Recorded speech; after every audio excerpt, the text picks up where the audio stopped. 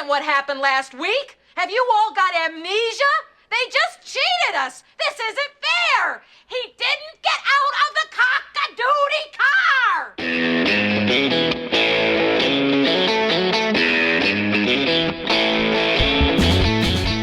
Hello and welcome once again to the Cine-Files, where this week we are continuing our exploration of Misery. My name is Steve Morris. I'm a filmmaker and directing instructor in Los Angeles, California. Hello, everyone. My name is John Rocha. I'm a writer, producer, and host here in San Diego, California. And trepidatious about walking into or hobbling out of the ankling after we talk about literally going to make the same joke. Yeah, it's going to be tough, Steve. It's so funny how that scene, and we're going to get to it fairly soon, and that one couple of frames, I should have counted how many frames it is, just leaves a lasting impression on you. Yeah, forever. But before we get going, we wanted to talk a little bit about some of the things that are going on Patreon.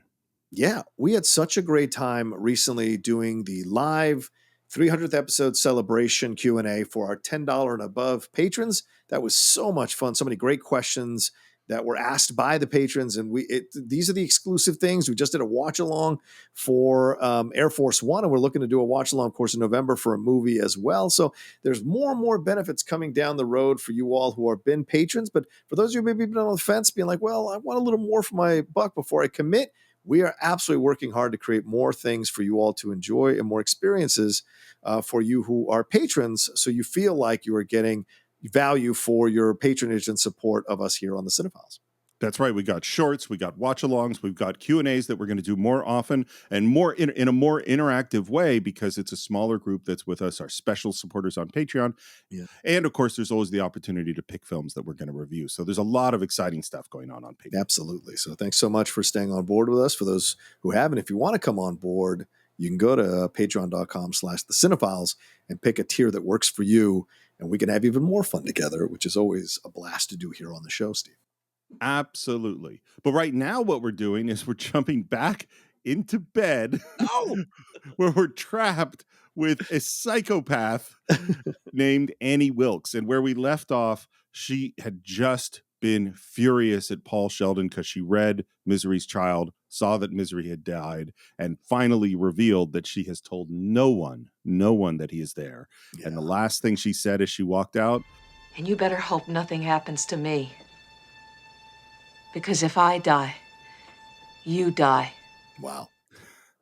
Reminds me of my dating in my 20s. No, just joking. That's a tough thing to hear. Wow, for sure. But I love that this is the next stage of ratcheting up the tension and the terror, the horror that this man is in. It seems simple, but yet so devastating because it's something that you know is possible. And certainly it is the fear of so many people to be in a situation where they are dependent on a person who does not have their best interests in mind. Well, and this is the thing, is like I've said many times, I'm not really a horror guy. And this movie is exactly the kind of movie I love because it's such a great film. And the thing is, it's not based on jump scares. It's not based on crazy monsters. There's nothing mystical going on. Right. It is creating a very realistic feeling situation where you are stuck with Paul Sheldon trying to figure out, how am I going to survive? Yeah. And we cut from Paul, who is basically sitting on the floor in agony in his locked room, back to Buster, our sheriff, who is talking on the phone to Paul's agent and basically saying, there's nothing going on. We've checked his credit reports. We've got no new information. Nobody's seen his car.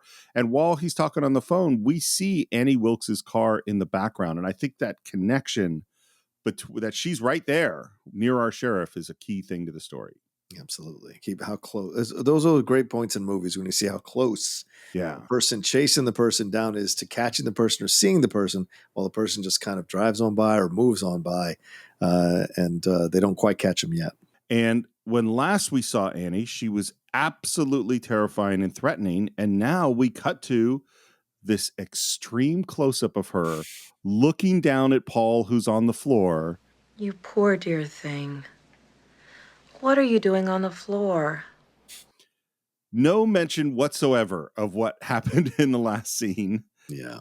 She's just moving on. And I love just watching her help him back into the bed and him being, and again, I've had this thing where they're going, okay, let me help you. And he's going, no, please wait. Because he just wants that second to gather himself before the pain, but she does not wait and says, you're such a crybaby. And she gets it in bed and she says, Comfy? Perfect. Such a kidder.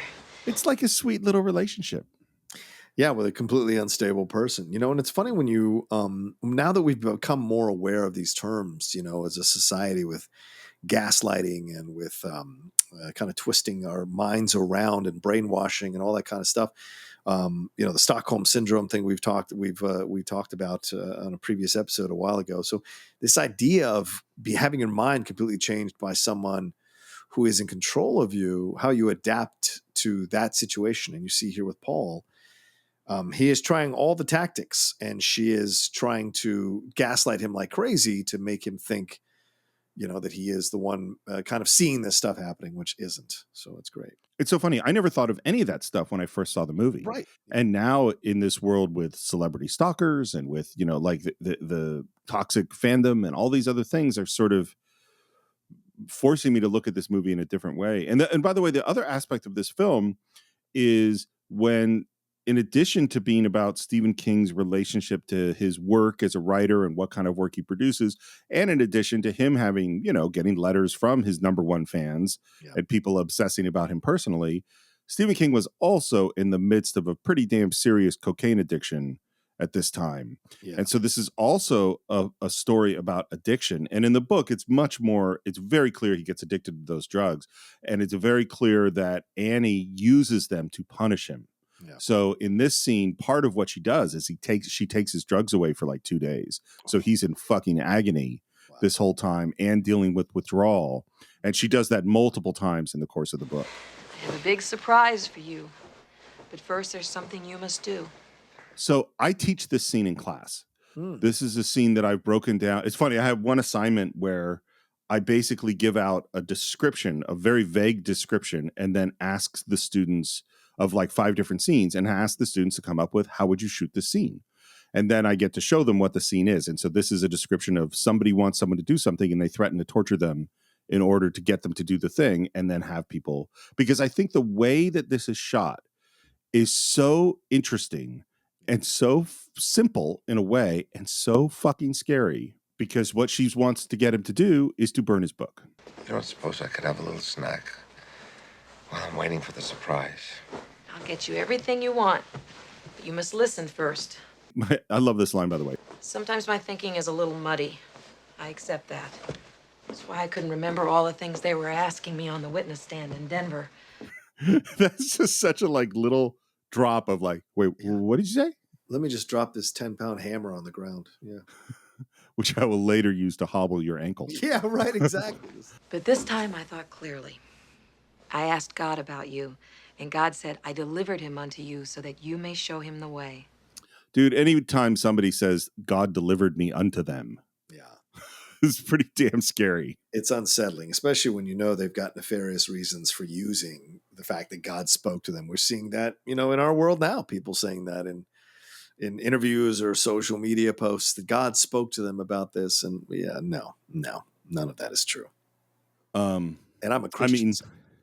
I mean, as an atheist, I certainly believe none of it is true. But a lot of people do believe that's true. I know they do. She wheels in a barbecue, one of those drum sort of barbecues, and it opens it up, and there is his briefcase and some lighter fluid and some matches. She pulls out his book and she takes that lighter fluid and she pours it on his book, and you see the lighter fluid go on his name and through the pages. When I mentioned a snack, I was thinking more along the lines of cheese and crackers kind of thing. Paul, this is no time for jokes. You must rid the world of this filth.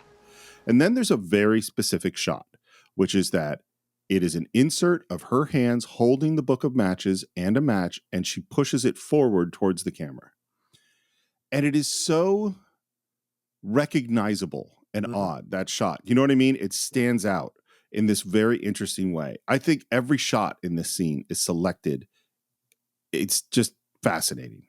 It's a way to bring you in and keep you at a distance. It's a very smart approach by Reiner here, by having it go into the camera, because we're seeing it through his eyes at times. The camera alternates. Sometimes we're watching them, sometimes we're seeing it through his eyes.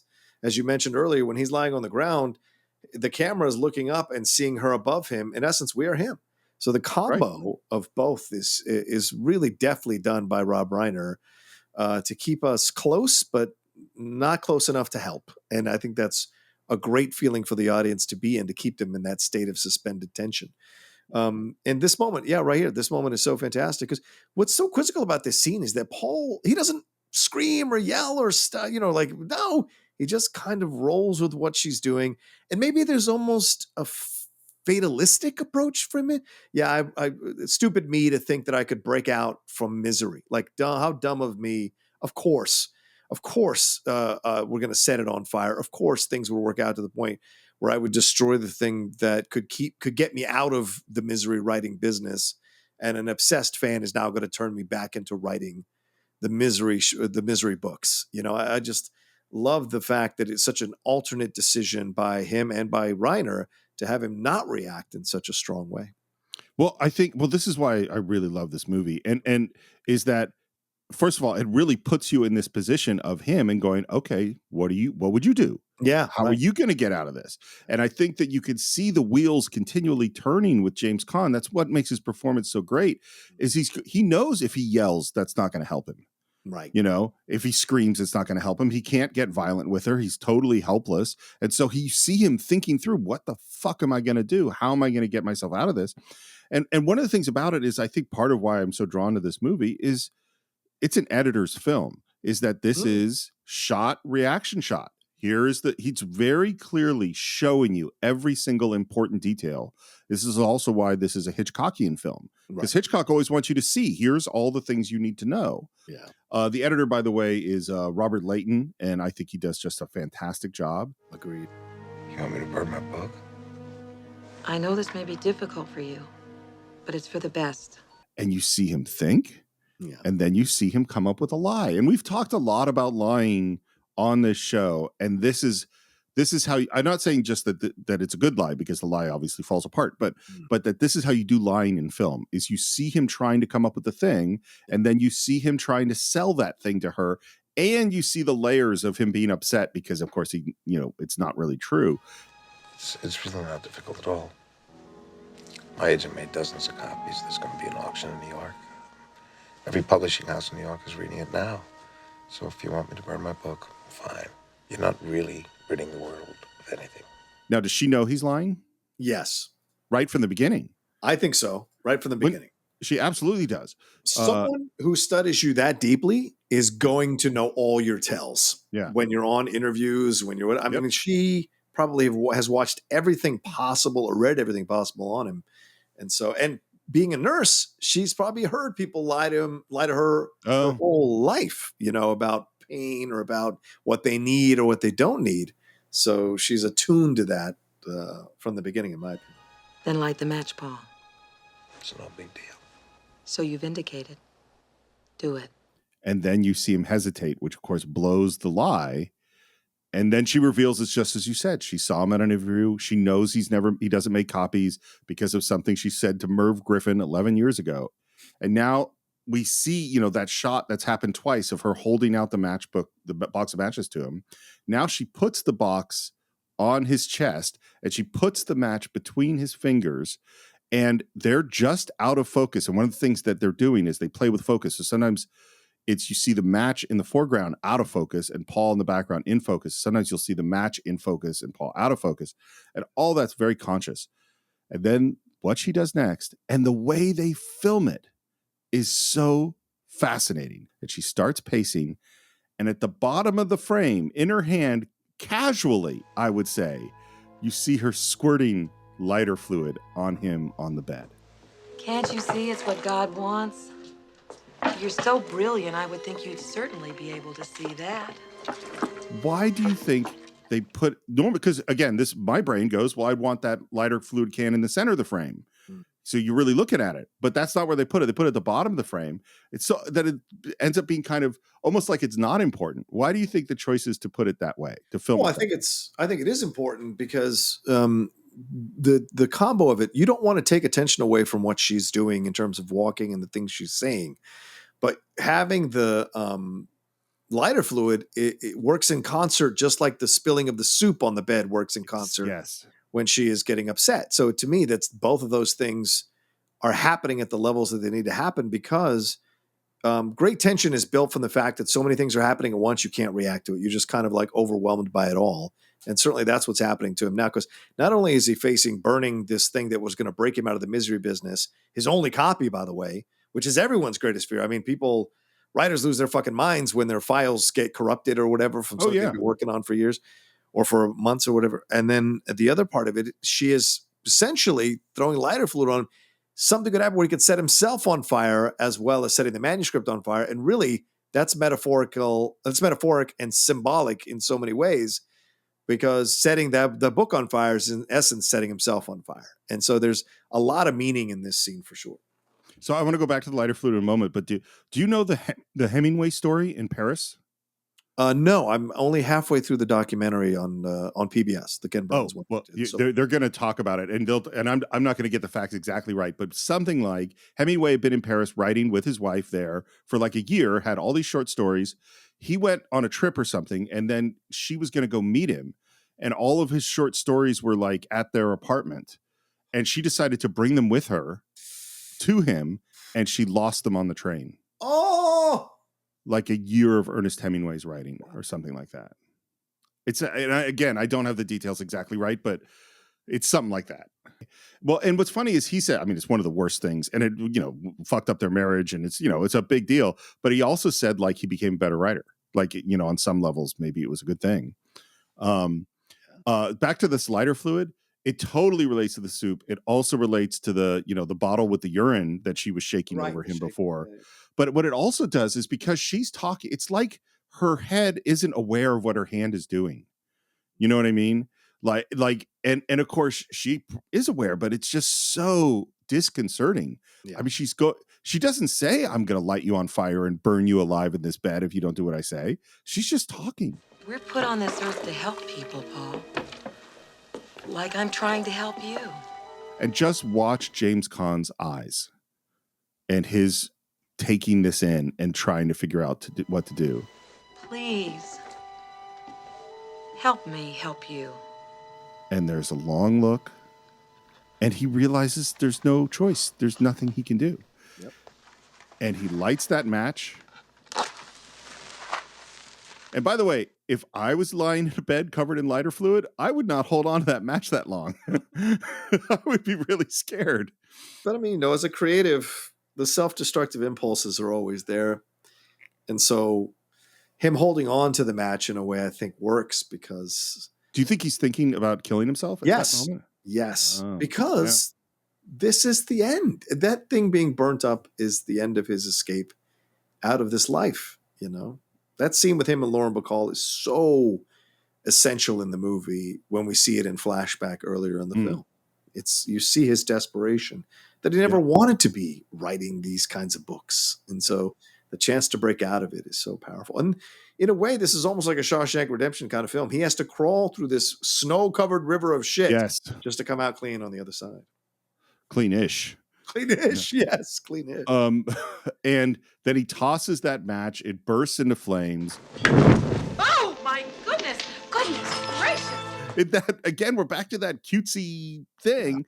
Drags the barbecue away, flames and embers are flying up. And by the way, what you're not seeing is that off camera, there are a bunch of crew members with fishing lines holding on to little embers, making them float around, because that's what we do when we're making movies. That's great. Finally, most of the fire goes out and she pours water on the script. And her last thing she says is, well, isn't that a newbie mess? And then we hear the sound of a helicopter. Loud. Yeah. And they look out the window. And by the way, this is this thing I said before. 90% of this scene was shot on a set in a movie studio in Hollywood. As soon as you look out the window and see the helicopter and they're looking out the window, it's when they've transported the entire set to the location and they're out in the mountains somewhere looking out the actual window. And we cut to inside the helicopter, Richard Farnsworth and his helicopter pilot, Rob Reiner. Yeah. That was great to see. Oh, that's a good little cameo. And they're looking around and not finding anything. Back in the room, they watch the helicopter going away. And Annie says, I do believe the winters are getting shorter and shorter every year. People say it has something to do with the ozone layer. What do you think? can you imagine you just been forced to burn your life's work? Right. And That's then someone- gaslighting, isn't it? Let me destroy something you love, and then let's have a real nothing conversation to make it seem as it was not that big of a deal. It's real psychological shit that she's doing. And and he just kind of dead, in a dead way says, I don't know. And I love her line where she goes, Yeah, well, it's a theory. I don't know why that strikes me funny, but it does. She gives him his pills. She leaves the room and he is about to take the pills. And then he thinks and he puts the pills under the mattress. Yeah. She's watching Love Connection. I love all the little details that she's eating a bag of Cheetos. She's got a big 2-liter bottle of Coke and her big stuffed animals around her. And he's alone. He's got 2 more pills. And he grabs his fork, punctures the side of the mattress, and stuffs his pill in the mattress. Yeah. And it's like, oh, Paul's coming up with a plan. He's trying to break himself of this addiction. And now it's later. Well, and it's not, I don't think it's just that he's trying to break. Do you think he's already thinking about drugging her at this point? Oh, yeah, I think so. But Yeah. I think he's also trying to be clear-headed. Oh, yeah. So in I a agree. way, trying to kind of keep himself not too addicted to these things.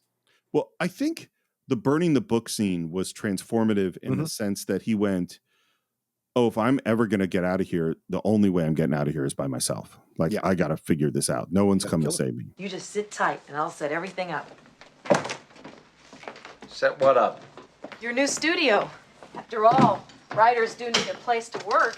But by the way, James Caan was really happy to get out of the fucking bed. I bet he Like, was. Yeah. Just to be in a chair and not in a bed was a relief at this point. Oh, but Paul, I don't think. I know. Now that you've gotten rid of that nasty manuscript, you can go back to doing what you're great at.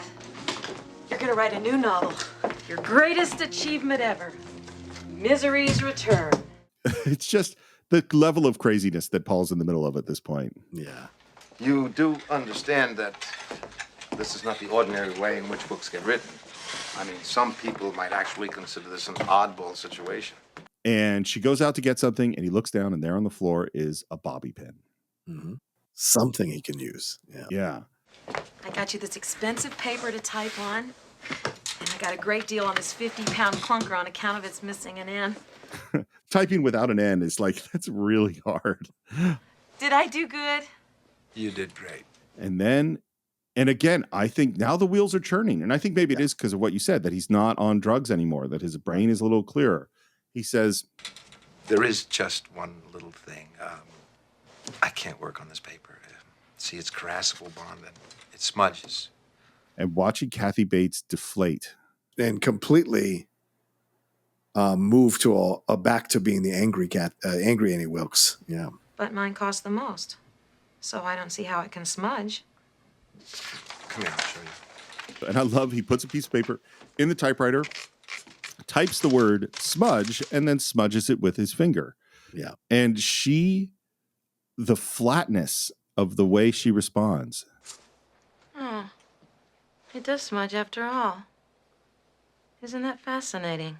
And you could feel the danger signals. Yeah. And this is something that is definitely in the book where Paul can see, we're heading in that bad direction and trying to get her to veer off at times as she becomes more flat and dead and disconnected. Anything else I can get while I'm in town? And I'm like, danger, danger, danger. Any other crucial requirements that need satisfying? Would you like a tiny tape recorder? Or how about a handmade set of writing slippers? And Paul's trying to calm her down. Annie, what's the matter?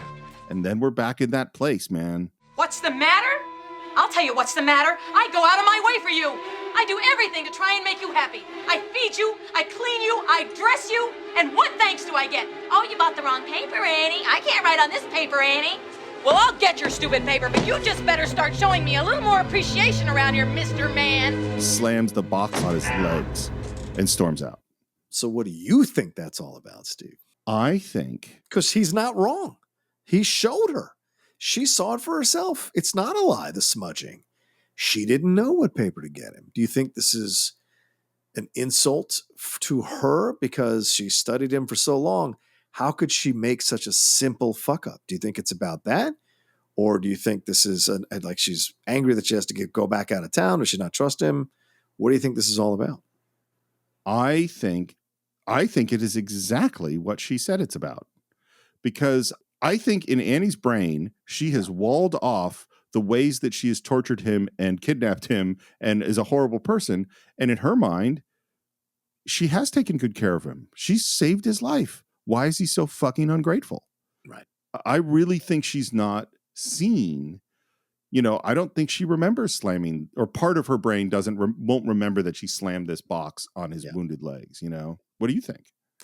No, I mean, to me, I think it's the feeling of rejection by someone you are have an unhealthy addiction to, and when you make a simple mistake like this, it affects you personally, and so your reaction is not, because you're not a stable person. You're going to react in an angry manner initially, and then turn it around on him. Right? This is more gaslighting. It's your fault, Mr. Man. You need to show me some appreciation. And Paul said it nicely.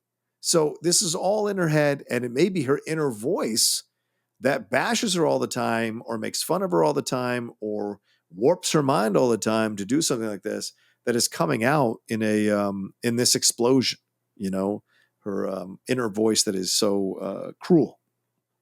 Well, and I'm assuming that even when not dealing with a total psychopath, you've had an argument with someone who asked for proof on a certain thing, and you proved that you were right pretty clearly, and they do not accept the proof and are just continue to be pissed off and yell at you and ignore the thing that they asked you to show. Again, dating in my 20s. No, this is essentially a lot of Twitter battles that I have. So yes, I agree. Yeah, that's absolutely true. You can show them stuff, but some people are so dialed into the lie that they've believed, or dialed into the thought patterns that they need to function, that they are unwilling to possibly question their stances on things. And I think that's, it's unfortunate, and it's sad to see sometimes, because you can, being challenged in what you believe in is a way to kind of expand your mind. Yeah. And in this moment, she could easily have been like, okay, my mistake, I'll go get you the paper you want. But she reacts strongly like this because she's embarrassed. Now, did he do this whole paper thing in order to get her out so he could get to that pin? No, I think he was right, because obviously he'd smudged. He's probably never used that paper, because he probably tried to write something one time and it smudged. And you know how particular writers can be. So this is something, when he saw that, he knew immediately, I think it's both. I think he definitely doesn't use this paper. He doesn't like this paper, but I think it's all about getting her out of the house so he could pick up that bobby pin. So maybe it was a godsend of a moment in that, for lack of a better term, So I want to talk briefly about screenwriting, because it's something, it came up, I think, in our last Q&A, where someone was asking a screenwriting question, and it suddenly occurred, I don't think I've ever talked about this, which is that people tend to think about screenwriting as I'm writing all the dialogue. Yeah. But screenwriting is writing a whole bunch of stuff, and frequently it's writing the action, and there's all these weird challenges of writing screenplays. One of which is that neither directors nor actors generally want to be told exactly what to do or exactly what they're feeling. Like if you got a script that said your character is deeply upset, weeps, brings his right hand to his face, covers his face, and cries because he's thinking about this and this and that, you would be like, fuck you, screenwriter. Like that, you wouldn't. I'm assuming that you would not like that. Yeah. And directors don't like a screenplay that says camera cuts to a 22 millimeter lens as it pushes in on their face, and then directors don't want that either. And so but you do have to describe most of the things that happen, and anything that's critical to the story is usually in the screenplay. Yeah. And so much of this movie are little things that are done that are critical to the story. And so, and the other thing is you want to actually make your screenplay entertaining to read, which is hard to do because a screenplay is not the most entertaining format. Yeah. And you always have to keep the length down. So, because the assumption is that it's something like a page a minute. So if you wrote all the details you wanted and your screenplay was 300 pages for your 90-minute movie, no one's buying or even reading that fucking screenplay. And so there are all these pressures. And so I wanted to talk about what William Goldman does and does so well. So first of all, he gives tons of credit to Stephen King. He thinks Stephen King's a genius. And he says a lot of the really good ideas of stuff that's happening come directly from Stephen King. But now we have this moment where Paul is going to just reach down and try to pick up that bobby pin. Right. And I found the screenplay. And this is how it's described in the screenplay. Oh, okay. He says, Paul, as he moves towards the bobby pin, or tries to, it's brutally hard for him. The chair moves half a foot, stops. Paul strains again. Another foot, stops. Another. Cut to the bobby pin. The wheelchair is beside it now. Paul reaches down for it. Can't make it. Tries again. Can't. He takes a deep breath, forces himself to bend, ignoring the pain. The bobby pin is in his hands. That is a great description of a little bit of action. Yeah. And the thing is, and if you watch the movie, Kato. Yeah. yeah. Well, this is like one of the techniques I like, and actually William Goldman doesn't do this. I tend to put things that in my mind are different shots on a separate line so that you can see the specific actions. Oh, interesting. There's all sorts of little tricks that people do. Like, for instance, he has the cut to, and he says the bobby pin, and the bobby pin is in capital letters. And part of that is for the prop guy to spot that and know that he has the bobby pin. And it's also, this is planting. So I wouldn't say cut to high angle on the bobby pin with this lens. That's telling the director what to do. But cut to the capitalized bobby pin is giving the director a clue of what I want them to do without telling them what I wanted them to do. Like, for instance, if I wrote a direction that said, John is absolutely terrified and his hand is shaking as he reaches for the bobby pin, I would not think that was a good direction. But if I said, John focuses to steady his hand and keep it from shaking before he reaches for as he reaches for the bobby pin, I think that would be a better direction. Because one, I told you, I made it you. I told your character how you were feeling and what you did. And the other one, I gave you an action to overcome, stop my hand from shaking, And those are the things that screenwriters spend a lot of time trying to figure out how to write so they're clear, but not too specific, It's a weird challenge. No, I'm sure it is. Yeah. And by the way, how William Goldman approaches this is he said he read the book. He reads, if he's adapting a novel, he reads it over and over again. And each time he reads it with a different color pen. And he writes notes, either circling lines or writes notes in the margin. And then he reads it again, now with the blue pen. Now he does it with the red pen. And one thing he knows is as he pages through the book, if there's a page that has a whole bunch of different colored pen marks in it, that scene's probably got to be in the movie. Wow. Because it's one he went over a lot. Right. So he grabs that bobby pin, he goes to the door, he puts it in and drops the bobby pin. And it's all the little details, man. It's all the little now he has to try to pick that thing up again. Yeah, great tension. Picks it up, and I love that as he's trying to pick the lock, he goes, Come on, you've written about this, now do it. And then the joy when it actually works is so great. And again, I'm going to read, now he has to get out of the door. And I'm going to read one more piece of description from the screenplay. Okay. Paul trying to get out of the room, but it's a bitch because in order to get to the lock, he had to move the wheelchair up to the door. And in order to get out, he's got to maneuver it out of the way of the door. And every turn of the chair's wheels is an effort for him. He works at it, but his energy is failing him. He's pale, perspiring. Finally, he succeeds, barely forces his way into the hall. It's good screenwriting, man. Yeah. There's a reason that William Goldman was one of the best. Yeah. All right. He comes out. This is so Hitchcockian to me. We don't know when Annie's coming back and all the little details of him going through this room. Yeah. Getting a little more background on her. Yeah. Yeah. Finds another locked room. Can't get out that way. He's wheeling forward. He sees the phone. There's a jump cut to the phone. He goes over quickly to the phone, dials 0, picks up the phone. It's an empty shell. By the way, Rob Reiner says he feels like this is their one cheat in the movie, that they couldn't figure out how to get away with it. That doesn't really feel that realistic, that she has no phone. Yeah. But this is what they had to do. Right. And then we cut to Annie. and she's walking out of the store and with a paper, and she gets into her Cherokee and she's heading back. The thing is, we don't know how much time has passed. We don't know how long it took her to get to the store. So we don't know how much time Paul has left, but we know she's coming back. Mhm. And then Paul is wheeling through this very cluttered, very well decorated for Annie room. And there is a little tiny ceramic penguin on the corner of a table, and his foot hits it. And the shot of him catching that thing, and he puts it back, and we go, whew. And we don't know that he's put it back the wrong way. It's a great, quick seed that is planted in that moment. Yep. And we see Liberace is one of her heroes. And then we see this basically altar to Paul Sheldon. Yeah. And then he goes through another door and finds a bunch of drugs and grabs a bunch, which in the book, he really is a drug addict. So that has a kind of a double meaning there.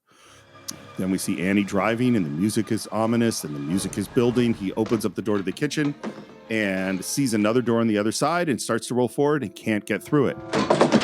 And then you see him pull his feet off of that wheelchair, and you go, oh no. He drops him to the ground, and he is crawling across the floor. And Annie is coming back. This whole sequence is so tense to me. Yeah. And he tries to open up the door. That door is locked too. And then he sees the knives, and then we hear the car coming and go, oh shit.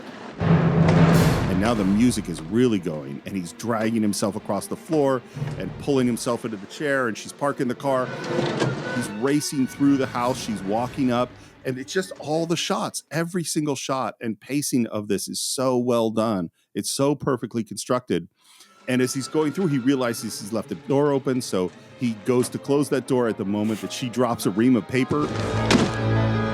You know what I mean? It's like all those pieces. And apparently this took a long time to edit because it's like, well, yeah, because it's figuring out, well, exactly where is she at which moment? Yeah. You know, and getting it exactly the right distance so the timing all feels right and the tension keeps building is really hard. Yeah. And he gets through the door, he's locking it with a pin, it's intercutting to her coming in. Paul, I've got your paper. And she's walking towards him, and just as she's opening the door, he realizes that his little pack of pills in his waistband is sticking out.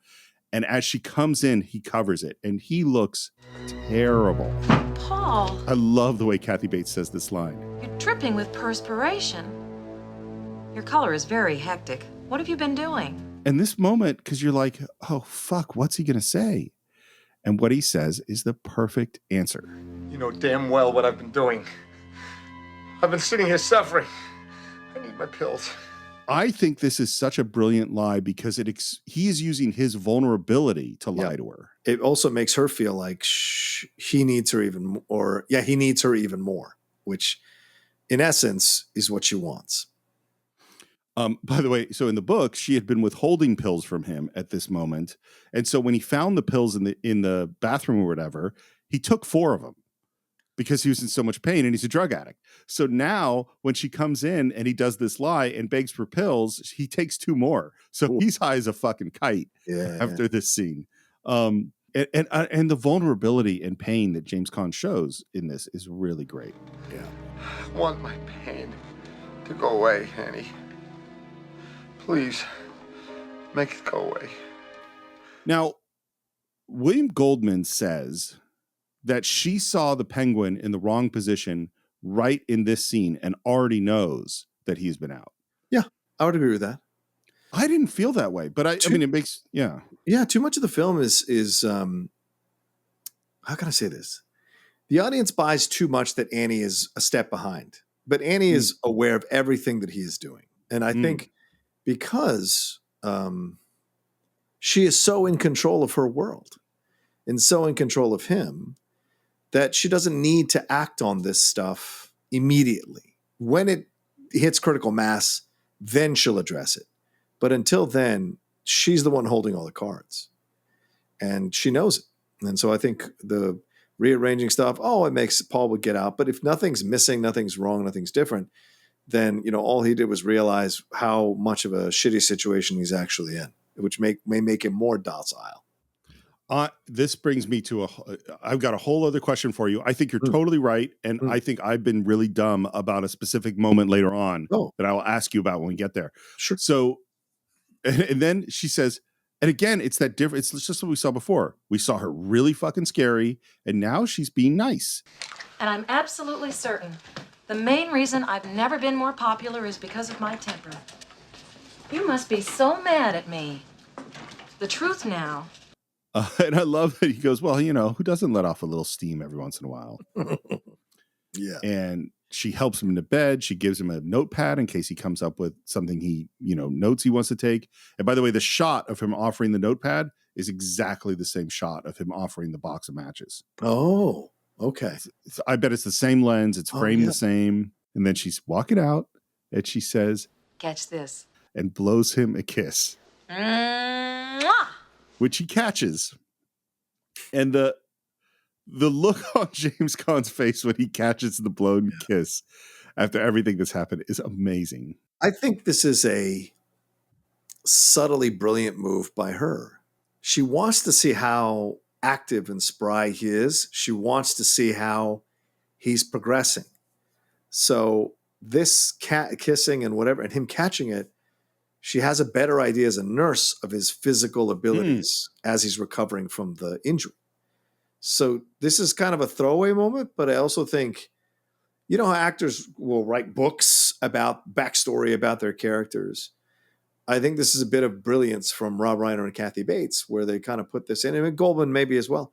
And they use this moment as a moment for Annie to better assess where Paul is physically, so she can adjust her behavior or the dosage or whatever going forward with him. How spry he grabs that thing. So, because you mentioned it, and I actually have William Goldman's script here. Oh, yeah. I made me curious.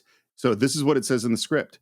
It says, catch this, and she throws him a kiss. It's grotesque. And then it says, cut to Paul summoning up all his courage as he mimes catching it and forces a smile on. She waves and closes the door. Hold on, Paul. The smile dies. He reaches in and pulls the 2 novel capsules out of his mouth. Yeah. So it's in there, man. That's in the script. Yeah. So I think the blowing the kiss is it's also just one more piece of sadism. Yeah, true.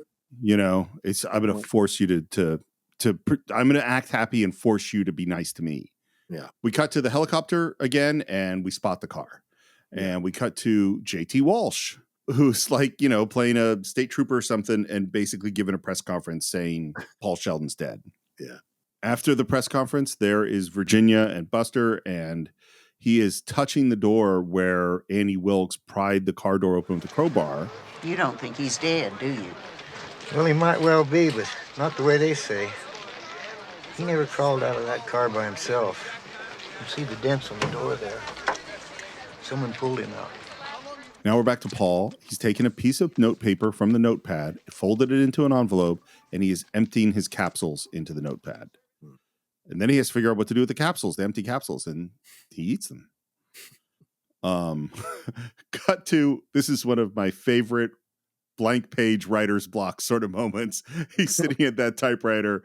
He thinks, he looks, his fingers go down, and he types something really fast, and we see what he typed was fuck. And then he types something, and it's later, and she comes in and says, I'm sorry, Paul. This is all wrong. What I love about this is it is so, having been a writer where you're getting notes, this is exactly how you feel, despite the fact that he's being held captive by a serial killer, Yeah.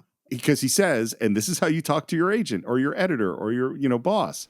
I really value your criticism, but maybe we're being a little hasty here. Paul, what you've written just isn't fair. And then we get this monologue, which is, again, amazing. Yeah. When I was growing up in Bakersfield, my favorite thing in all the world was to go to the movies on Saturday afternoons for the chapter plays. Cliffhangers.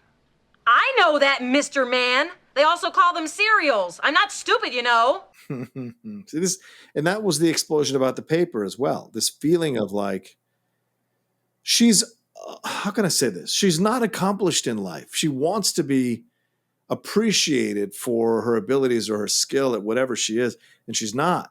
So this explosion of Paul about the paper, this explosion here when Paul corrects her about it, it's a super frustrating moment because it implies that in her mind that she's dumb, and that's a massive crime for her in her mind. So to explode at Paul in this moment and be like, I know that.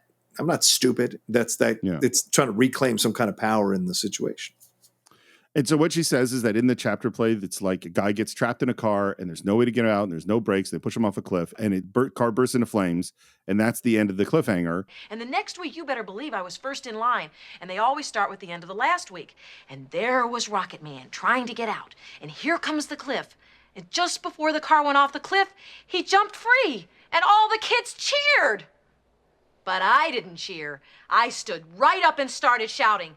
I love everything Kathy Bates does, but particularly her doing the voice that she did as a kid. This isn't what happened last week. Have you all got amnesia? They just cheated us. This isn't fair. And the camera is pushing in on her just totally crazed face. And she goes, He didn't get out of the cock-a-doodie car. both Rob Reiner and William Goldman made a point of saying she is absolutely right. She's insane and crazy, but this is bad writing. And this is when Rob felt bad about the phone and saying, hey, that wasn't really fair. That's he didn't get out of the cock-a-doodie car. Is that a good movie shouldn't cheat the audience. Yeah. By the way, one thing that occurred to me only since our last conversation, we just had that scene where they're looking at where Annie crowbarred the car door open. And I suddenly went, oh shit, Paul didn't get out of the cock-a-doodie car. You're right. He was dragged out. Good point. And the other thing that I thought about is that this is all a movie about, or a book about, a famous writer who gets in a terrible car accident where his legs are really fucked up.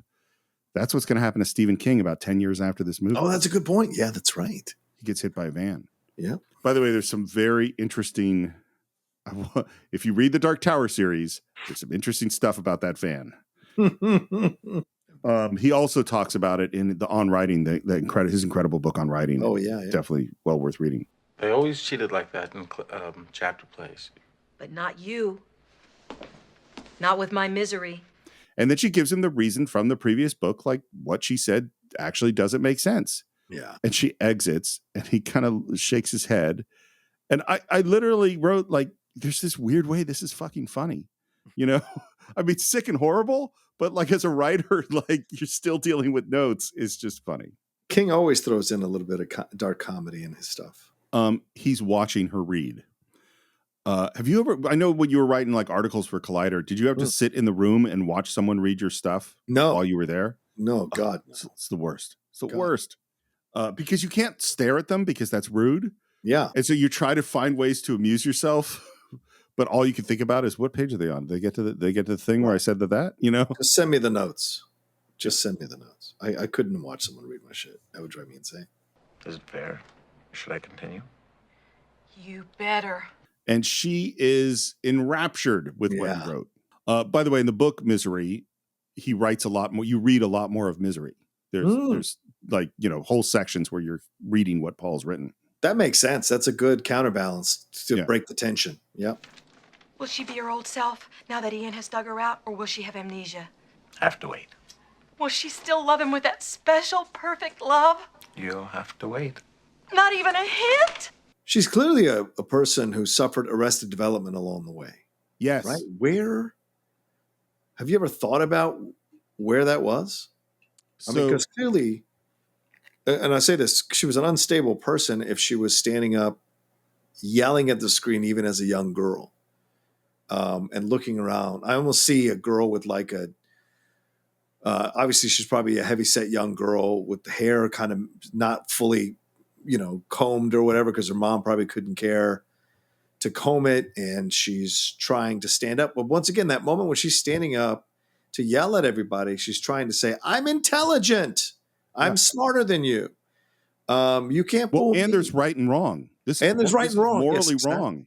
So do you think that maybe I don't know if this is in the book because I haven't read the book in so long, but was there a moment where she was sexually abused at some age or something like that, or something horrible happened to her because of bullies at school or whatever, because she's caught in that mixture of nerd rage and then romanticism. And it doesn't make sense. Those two things don't go together in the same package. So I wonder what that, when that happened to her, because these are such, when you're looking at 2022 eyes, there's so many signs here to explore rather than just writing her off as crazy. There's so much more to explore here with her.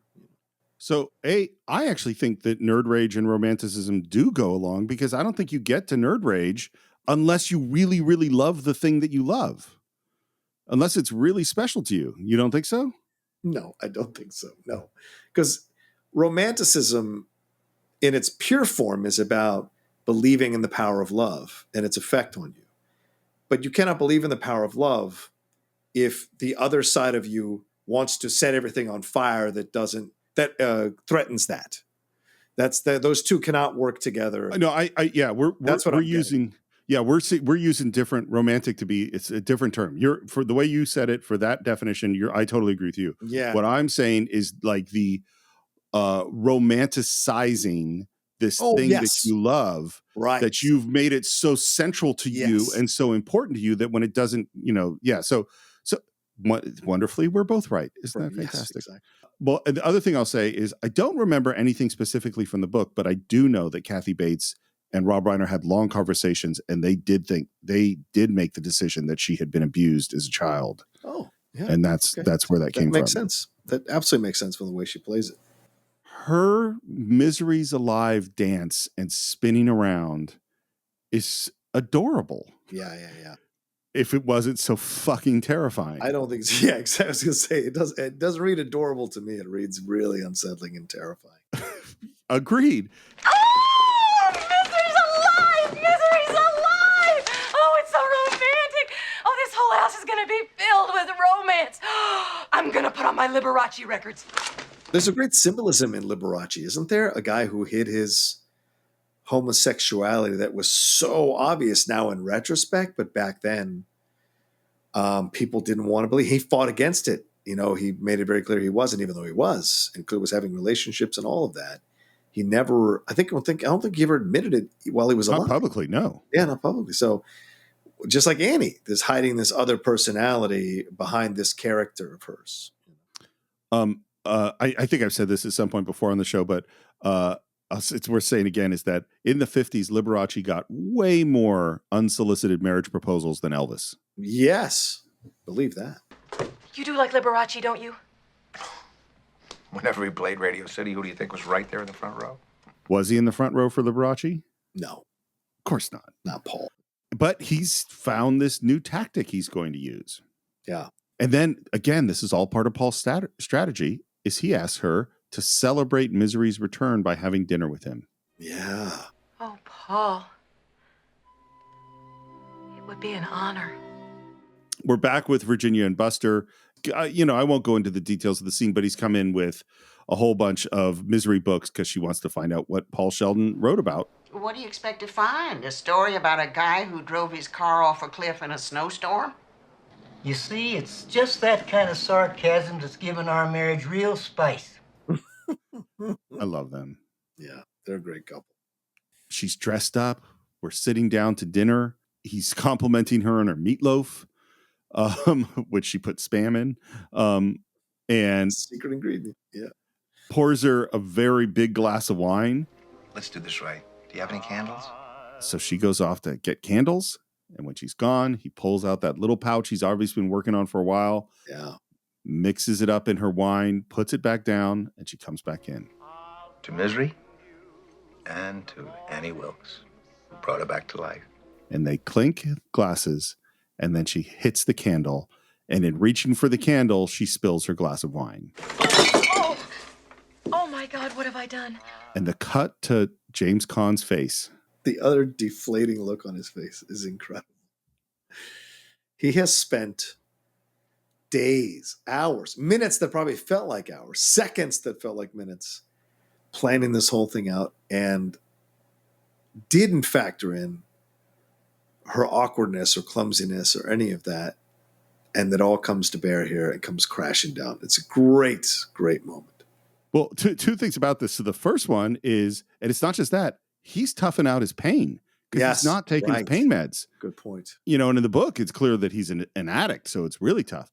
But this was actually the question that occurred to me, and you kind of already answered it, is when you said before about the penguin that, oh, she's obviously knows and she's many steps ahead of him all the time, is I suddenly went, wait, holy shit, is John saying that she knocked over that glass on purpose because she knew he was trying to drug her? 100%. So it wasn't just her being awkward. She's not stupid like she said, like she's worried that everyone thinks she is. She's not. She is smart at this. She is smart at this. And I think if she's been drugging babies and fooling parents and fooling judges and lawyers, do you think Paul Sheldon is a match for her? No. And I think she knew when he sent her out to get paper, I think she knew what he was going to try to do. And we don't see her checking the house. It's all left to our imagination. Yeah. So she could have very well checked the house and all of that jazz and seen the penguin and was like, oh, well, he got out. Let's see what he does. And then been aware of him not taking, because if you don't think she's aware of how he's reacting by not taking the pills, like she's a nurse. Her job is to monitor the person and how they're reacting to the medication and to the things, your drugs you're giving them. So she's just logging all that in her mind. I think Paul overplays his moment by thinking she's stupid, by inviting her to dinner and all of that. He thinks he's smarter than her. In a way, you could look at this film as a bit of misogyny because he, as a man, thinks he's smarter than her in this situation. And yes, she's unstable and whatever, but he thinks, oh, this is just a crazy woman. I know how to deal with crazy women. I'm going to do this and this and this and trick her into this and this and this. Right? But she's much more smarter than he is. And she's aware of everything. And I think she knows that's why she steps out. I think she does all that stuff. The second he asks her to dinner, I think she knows that he is trying to play her. And so this whole thing is a charade, but she's going to go with it because fuck it. What else is she going to do? Watch Love Connection? She's going to have this fun with Paul Sheldon and her saying, oh, I said, which leg you going to pull me? This whole aw shucks game she's playing, it's all lies. It's all lies. And so in that moment, I think she absolutely knocks this over just to see how he might react. So first of all, in my mind, it was always an accident. And so I actually think it's way better. In your version of it is way better. I'm curious how many people watching thought it was an accident and how many people watching thought it was one more way that she was torturing him. Yeah, I was going to say, it goes along with what you said earlier, Steve. She's a sadist. Oh, yeah. So what's even more satisfying for a sadist than giving you hope that you can get out of the situation, that you're smarter than they are? There's nothing more satisfying than closing the door on that right in your face to deflate you even more and to make you even more dependent on them. You know, it's classic. No, I've totally shifted to your perspective because it's a better movie. Right. You know what yes. I mean? Yes. Like your version is a better movie than my the movie that was in my head. And I already thought my movie was great. So what is the final moment? They lift up their glasses and she says, To misery. To misery. Which has a double meaning now. Because she's toasting his misery. Yeah. Yeah, at least double. Yeah. Oh, yeah, right. Good point. At least double. Yeah. And then we cut to an absolutely stunningly put together montage of Paul writing. And this is Barry Sonnenfeld and Rob Reiner looking really closely together. And I highly recommend you watch this montage and try to figure out how they did it. Because what I think they basically did is they put James, because it's basically going to cover a long period of time where he's writing, and we're going to go from chapter 1 to chapter 5 to chapter 35 to almost finishing the book. Right. We're going to see James Caan get healthier and his legs get stronger, they get lowered down. We're going to see time pass, and we're going to see him in different outfits as he's doing all this. And so what I think they did was they said, okay, this is a weekend, and they set up his injuries and his clothes for that. Right. And they did a tracking shot, they did a push in, they did a close up, they did a whole bunch of different shots in one set of lighting. And then they changed his clothes and they did the whole thing again in a different set of lighting. And then they changed his clothes and did the whole thing again. And it's probably James Caan City. That's probably 2 or 3 days is my guess. Right. It's a lot to do all this. Yeah. And it just pass after pass after pass. And then it's a lot of time editing it together because you'll see there's these dissolves during it. It's really, really interesting. This was complicated. It took a long time to figure out. Yeah. And the other thing, it's later on, and we see him lifting up that typewriter, doing presses, trying to get stronger. And then there's this shot of her looking out the window at the rain, and she just looks. It's that dead emptiness from Annie. She's in that place. Which was really scary. Yeah. When you first came here, I only loved the writer part of Paul Sheldon. But now I know I love the rest of him too. Man, love is scary when someone speaks about it like this. I know you don't love me. Don't say you do.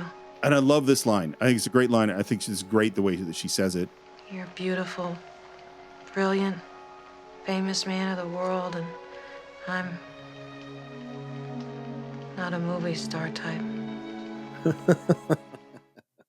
This is her inner insecurity coming out in a weird way. It's so unsettling because even when she's being vulnerable, she's scary. She's even more scary when she's vulnerable. Because you see all the emotions that are gone. Mm-hmm. So you see the Annie that's really inside behind all the acts and all the explosions of anger. There's this real hatred of herself that's lingering there behind all the walls, and it's scary. Well, and this next line is a line that my guess on some level, most people have felt, not the psychopathic killer part of it, but something like this on some level, which is where she says, "You'll never know the fear of losing someone like you if you're someone like me." Because most people have probably been in love with someone that wasn't into them, or, had a relationship falling apart when they didn't want it to fall apart. And it throws you into this insecure, sad, lonely, place. Yeah. And she is in a terrible version of that. Yeah. And we talked about lying before, and Paul's going to try to lie to her now. And what I love is that it's really clear that he's lying. Yep. Why would I leave? I like it here. That's very kind of you. But I'll bet it's not altogether true. And then she looks down, she reaches into her pocket, and she pulls out a gun. I have this gun. And she dry fires it. Sometimes I think about using it. It's so fucking scary. Yeah, it is. I better go now. I might put bullets in it. Dude. I think it's great. Like, she's being vulnerable. She's being honest in that moment. So much so, because she's so in control that she can do this. You know what I'm saying? She's so aware of it. And I think that's what's so great to see, is that she's aware of how much power she has in the situation. So she is going to mess with him a little bit, just pulling the gun out. Just showing the gun is enough. You know what occurred to me as I was watching it this time around? What if that whole thing is an act to give him hope? The whole thing where she's, oh, you're going to leave me and you're going to do this and you're going to do that. And I think once again, Paul misplays the situation. Paul acting as if he's going to be all about her and shit. She's very clear that he's not going to be all about her. So the better play is to be like, yeah, I want to see my daughter and I want to see this, so that there's a little bit of believability you can play with here with her, so you can have a better angle or better, what do you call it? Better negotiating situation. But to play it the way he does, to kind of buy into her stupidity, buy her into her obsession with him, is stupid. I don't know. I think in that moment she's figuring out how to fuck with him even more. You know what this is all making me realize is just how fucking unknowable Annie Wilkes is. Yes. Because your interpretation is consistently that she's more in control than mine is. Like my interpretation Like, it's totally possible that she's doing all of this on purpose and pulling out this gun at this moment purposely to scare the shit out of him. Yeah. It's also possible that she's really, really just fucking depressed and not thinking about what she's doing. Listen, I've been in a lot of shitty relationships. And the thing is, and every single time, and listen, and sometimes I've been the shitty one in the relationship. Let's be real. I don't want to play myself as some kind of fucking angel. But people who are not, how can I say this? People who are not emotionally sound, or people who have not done the work to find out where they exist better, will do certain things in relationships or whatever, and then explain it away or rationalize it, even though they know better, right? Even though they know they shouldn't. And it's all the process. And I think that's part of it. You know, people can say, oh, I didn't know I was doing that. I didn't know I was. No, you knew. You just didn't want to let yourself think that you were doing that. And I think that's a part of it. I think we're much more aware of what we're doing in our relationships, if we could be honest with ourselves, than we think we are. We're just maybe don't have the emotional vocabulary to understand how aware we are. But I think in retrospect, if we're being honest with ourselves, like I say, that 3 a.m. moment when no one else is around and we're looking at ourselves in the mirror, we're much more aware of what we're doing than we think we are. We just don't want to believe we're selfish individuals when really most human beings are, to survive. You know, it's so funny because, of course, that I think mostly the opposite. I think people bump around into each other, not really aware of what they're doing most of the time, until that 3 a.m. moment, you know. Yeah. And then they frequently will maybe have that moment of like, oh shit, I guess I do that thing, and then promptly fucking forget it. Yes. And go back to doing that fucking thing again, you know. Either way, the results, either my way or your way, the results are the same. Yeah. I mean, you know, I had a situation where I had sort of a long-term conflict with someone and had explained myself really clearly about this thing that this person did. Oh yeah. And I finally had to go like, oh, they're never going to hear me. Like that's just, they're not capable of hearing this thing that I'm trying to say. Yeah. So she's gone. Yeah. He hears her drive away and he makes it to the kitchen and pulls that knife. And then we cut to our sheriff in bed reading, and he reads this line out of a Misery novel. There is a justice higher than that of man. I will be judged by him. And he writes down that quote. That's going to come back later. God love this sheriff doing all this research to find out, only to get shot with a fucking shotgun in the back. It's so fucking horrible. I mean, it's just the worst moment. So, and then as he's rolling back through her living room, he sees her scrapbook. Yeah. And he sees, first of all, a newspaper article that says Paul Sheldon presumed dead. Mm-hmm. And then he starts going through this scrapbook and he sees things like her husband, Carl Wilkes, banker, plunged to his death. Nursing student falls to their death. And Annie Wilkes is heading to intensive care and maternity. And then a pediatrician dies. And then a baby dies. And another baby dies. And the nurses questions. And there are more baby deaths. And then it says, Dragon Lady arrested in recent nursery deaths. So somehow she got away with this, though. Yeah. Do we have any guess on how many people Annie Wilkes actually killed? Oh, I don't know if I could. 10? It's 10 at least, it seems like. At least. I mean, we see the nursing person that was going to get the awards, and then she mysteriously fell off a cliff. And so Annie got the awards. Then there's all those babies. I think she might have killed her parents or her grandparents. No, it's a lot. It's a lot of people. And then he's lying in bed and he's practicing pulling that knife out of his sling. And by the way, every time he pulls the knife out, the knife makes that sound. Yeah. Knives don't make that sound. They don't make that sound. Particularly when you're pulling them out of a cloth sling. Yeah, only in cartoons. Yeah. But it works and it's good. Yeah. And then that moment of like, he hears her car coming back. There's thunder. He hears the footsteps. He's ready with the knife. He sees the feet go by the light of, underneath the door. Yeah. He's ready to kill her. He's looking at the knob. The knob doesn't turn and she walks away. Yeah. And now he's just sitting there trying to figure out what to do. Yeah. And finally he slips that big knife between the mattresses and says, "See you in the morning." There's this moment, again, it's like this moment of hope, like this moment like, okay, he's going to fight back. And then we cut to him fucking asleep. And I love the way they shoot this. Is she's there, the lightning hits, her face flashes, and she just fucking charges him and injects him with something before he can do anything. Yep. I think she was standing there for hours waiting for him to wake up. I think she wanted him to see her drug him. Again, sadism. And now we've arrived at the scene. So, by the way, this scene is why William Goldman decided to make the movie. Good. And in his script, she cuts his foot off, with an axe, which is what happens in the book. Right. And as I think I mentioned, George Roy Hill, who was supposed to be the director, he finally said, I can't make this movie because of cutting the foot off. And then William Goldman goes away on vacation, and Rob Reiner takes the script away and rewrites it and turns it into the hobbling scene with breaking the ankle rather than cutting the foot off. Right.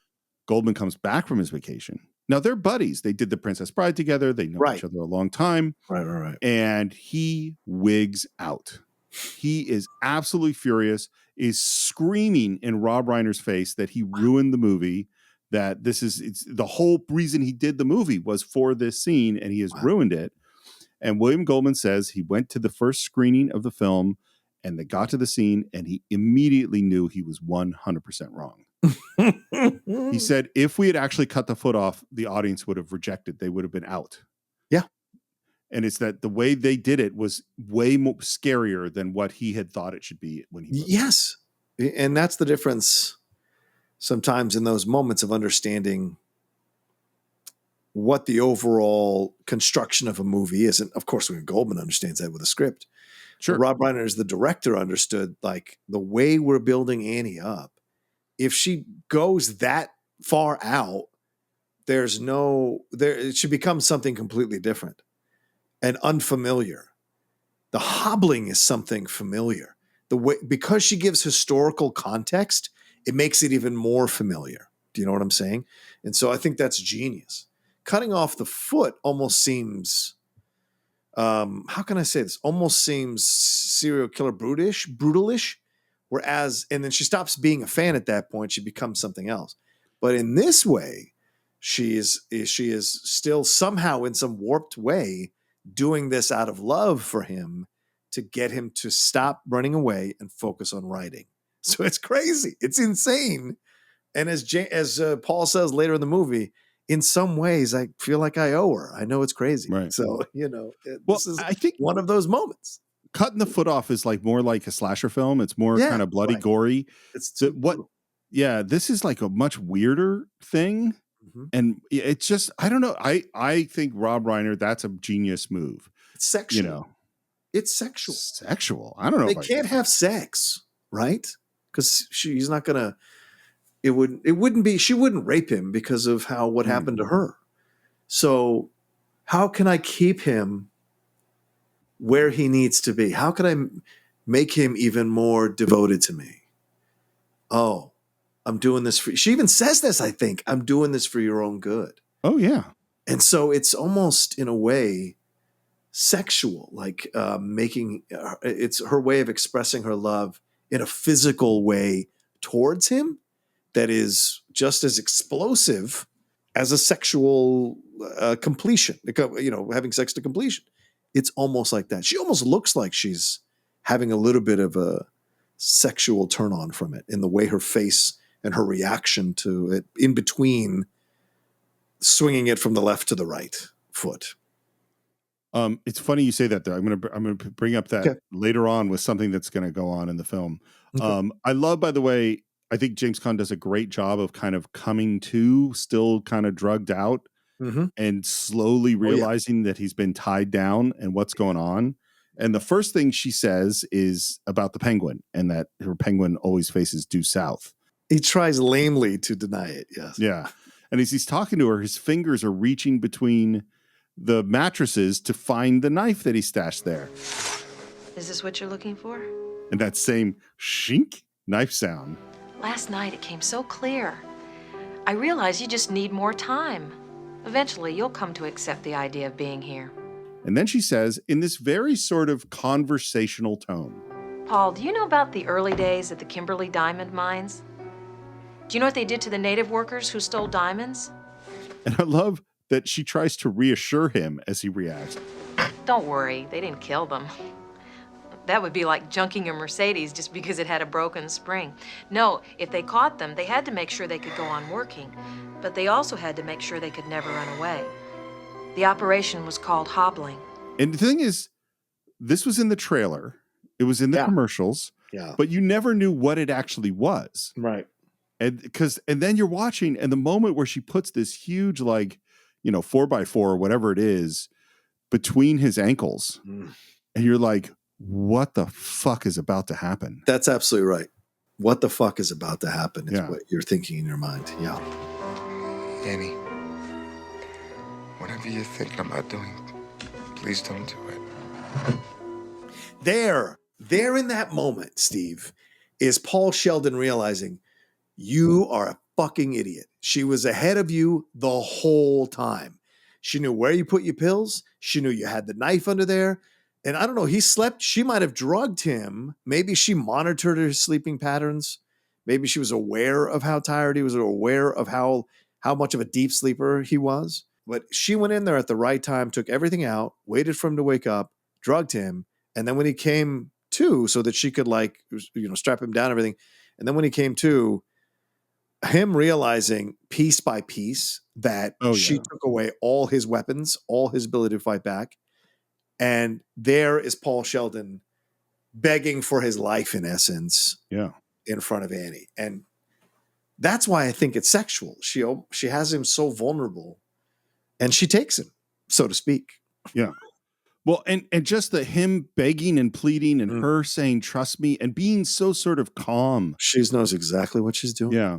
And this might be mirroring what happened to her when she was raped by maybe an uncle or her own father or an older brother or a cousin. Sure. Where she's the one lying on the bed, prostrate, maybe even tied to the bed. And the person is confidently walking back and forth, saying, it's going to be fine. I'm doing this for your own good. You're going to enjoy this. It's for the best. That kind of thing. So in a way, she's almost reliving her trauma, but she's the one in control. I love the way she sort of steps out of frame, very calm, lifts up that big sledgehammer. And this is, by the way, it's a prosthetic, and they built it in the special effects department. I don't give a shit. It looks so real. It was funny. I heard a Kathy Bates interview where she was just like, she was really just thinking technically about not messing it up. Right. Of course. Because you're swinging something like that. Yeah. Yeah.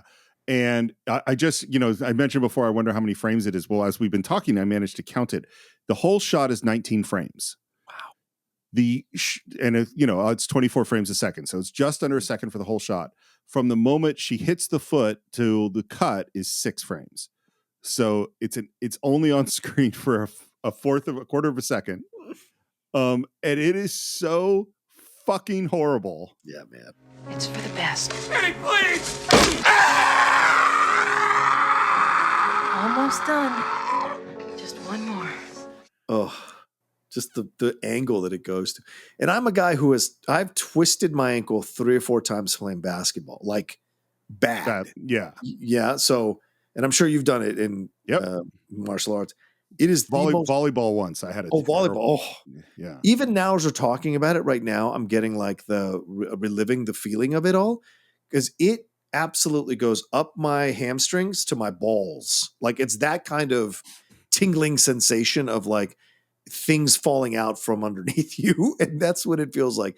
Those ankle injuries were so horrific for me. Like the screams and the yelps that I would yell out when it happened were just because there's always unexpected, and it's just fucking brutal, man. And it makes you feel light down there, like going over, like in a roller coaster, going over a huge mountain in a roller coaster. That's what it feels like. It feels like your balls completely drop out from underneath you, man. And so every time I watch that scene, it just fucking decimates me like that. Well, and let's add this to it. So you just sprained your ankle playing basketball, and then someone says, "Now, almost done. Just one more." Just one. No. Yeah. Exactly. And he's writhing and screaming. And his scream is so good. Good. And she hits the other one. And then as he's lying there, literally quivering in bed, she says, God, I love you. See? Sexual. Oh, yeah. No, I agree with you. I Yeah. 100% agree. The God I Love You is her being done with her satisfying herself. So, it's such a perfect scene. So, And you don't need to show it. You don't need to belabor the point or stay on it for 25 frames or whatever you say. Yeah, 4 frames, 6 frames, that's enough. Oof. well, I think if you had stayed on it longer, it would be less scary. It's because it's only there for a second. Yeah. It could become comical, right? Yeah. By the way, Rob Reiner hates violence. This was a really hard scene for him to do. He just doesn't like, and you think about his movies, he doesn't make violent movies. No, he doesn't. Yeah. It is ranked as the number 12 scariest movie moment of all time. Fuck that. It's number 1, number 5, top 5 at least. There are 11 scarier moments than that. It's a good question. Well, I can think of a couple. Chrissy going swimming, I think, is scarier. Okay. By the way, as we said before, the book is way more brutal because she also cuts his thumb off. There's just way more. Oh my God. Yeah. And then we cut to her pulling into town. We're watching from the sheriff's office. We hear a little screech of tires and we hear, You cock-a-doodie! and he looks out the window. And I think this is the first moment he starts to think about Annie Wilkes. Yeah. And he's looking through his paperwork and arguing with Virginia, and he finds a piece of paper. He's in the library and he's looking through, those big books that have newspapers in them and finds articles about Annie Wilkes on trial. And guess what she says in the quote from the trial? There is a justice higher than that of man. I will be judged by him. And he checks the quote, and it is, of course, the Misery quote. Where have you heard people quoting that quote saying, only God can judge me, which is ridiculous. Particularly if you're an atheist. Yeah, even more so. I absolutely love the moment where she's like back home, looks at him in the window and says, Hi, Pumpkin! He flips her off. That is great. Well, because she's also broken down all his bullshit. So now he feels free enough to flick her off because fuck it. It's all done now. Yeah. What the fuck? Yeah. There's no, Doesn't matter. Exactly. Yeah. Buster goes into the general store and asks about Paul Sheldon books, asks if Annie Wilkes bought one. And then he asks, Has she been buying anything odd lately? Miss Wilkes? Same old stuff. Lest you call paper odd. Newspaper? No. Typing kind. Well, that kind. Nothing odd about that. so he's not sharing with anyone what his suspicions are. Yeah. I really am mad at Buster. Like, I love him so much. And from this point forward, I'm like, and it's not a criticism of the movie because I am so fucking upset that obviously the movie is working really well on me. But what happens next is, it's so awful. In the book, it's just a random police officer shows up and he kills him. Yeah. There's no detective side of it because you're never cutting away from the house. And so the whole thing with the quote and all that stuff is stuff they had to add in order to give a full detective story of how Buster comes up with going to Annie Wilkes' house. Yeah. So he drives up to the house and we're looking out the window and Paul sees it. And just as he's reacting to the sheriff showing up, man, she charges in and he's trying to fight her off and she gives her a shot and then he kind of fades out. I don't think I'll ever understand you. I cook your meals, I tend to you practically 24 hours a day, and you continue to fight me. When are we going to develop a sense of trust? John, when are we going to develop a sense of trust? Yeah, I know, right? What more do you want? I've hobbled you. Yeah, I mean, come on. I've drugged you up. How much more can I do? So she dumps him down in the basement, and then we have this moment where she opens the door just as he's knocking. And man, Annie does a great bunch of bullshit here, I think. Yeah. Well, I was wondering, do you happen to know anything about Paul Sheldon? Well, he was born in Worcester, Massachusetts, 45 years ago. The only child of Franklin and Helene Sheldon, mediocre student, majored in history. Well, that isn't exactly the kind of information I'm after. You see, he's been missing for quite some time now, and I know, it's so upsetting. I'm his #1 fan. Because Annie knows that if she said, Paul, who's Paul Sheldon, that he would know she was lying. Right. And then she even starts talking about the accident and that God told her that she had to be the replacement, which explains why she has the typewriter and the paper. Again, pretty good lies. Yeah. Must get lonely living out here all by yourself. Well, I always say if you can't enjoy your own company, you're not fit company for anyone else. Look how easy she slides into this fake persona. The same persona, fake persona she's been using with Paul at times. So this is just a defense. This is a, whatever we call it. It's a lie she willingly does in order to keep people away from her believing that she's this killer, See, it's so funny, and this is the variation of how you and I see it. Is like, I don't see it as a fake persona. I see it as a aspect of her, or who the kind of person she wants to be. I think she totally believes if you're not don't like your own company, then you're not fit company for anybody else. I think she believes that. Okay. I think she loves her pig Misery. I think she loves Liberace. I think all that's true. I think she'd kill her pig in a heartbeat if she had no other food. Oh, no way. I think she would kill 20 people if they were mean to her pig. Fair enough. Maybe. Okay. But it's so interesting how I go back to like, man, I think Annie Wilkes is really, truly unknowable on some levels. I really like the shot where they're peeking out at each other down the hallway. Oh, yeah. Here's my question, though. Is Buster buying this? No, not at all. I think Buster is very clear, especially because he goes upstairs. I think Buster, no, he's just trying to find that thing because he's an officer of the law. He has to find that little bit of evidence that allows him to go to the next step. But he has to find it. And so the looking back in on each other, that is such a dead fucking giveaway for both of them. She knows he's onto her and he knows she's onto him, but they have to play this thing out. And so they understand the situation because he's not the first detective or police person who's been in her presence or in her house in her life. So she knows how to play this. So does he think that she grabbed Paul Sheldon? Yes. He just needs to find the evidence so that he can go to the next step with it. Well, this is what bothers me or upsets me so much is that that makes sense to me too. That's what I think too. Yeah. But then why is he constantly walking in front of her? Why is he is so not careful around a person who, as far as he kidnapped a person and maybe murdered them. It's like he is not giving her the respect of someone who's dangerous. Are you telling me that a man is not giving a woman the respect in 1990 that she could possibly attack him from behind? Is that what you're telling me? Yes. That this is a surprise? Yes. Yeah. Because I've respected Buster so much throughout this whole movie. Yeah, but he's also bashed his wife the whole time throughout the movie. Right? He's bashed his wife for trying to clean up his stuff. The sarcasm comment. He's made a number of comments at her. She's the one more turned on about having sex with him than he is. He is. But isn't that all loving? Do you find that really mean? No, it is. Sure, it's loving, but it also can have a foundation in feeling like he's an old school man, and so he runs things, and ain't no woman gonna get the drop on him. I'm not trying to make Buster a bad person. I'm just saying you can have soft misogyny, and that's a little bit like you have soft racism, this term they like to throw around nowadays. Soft misogyny here as well, or unconscious misogyny.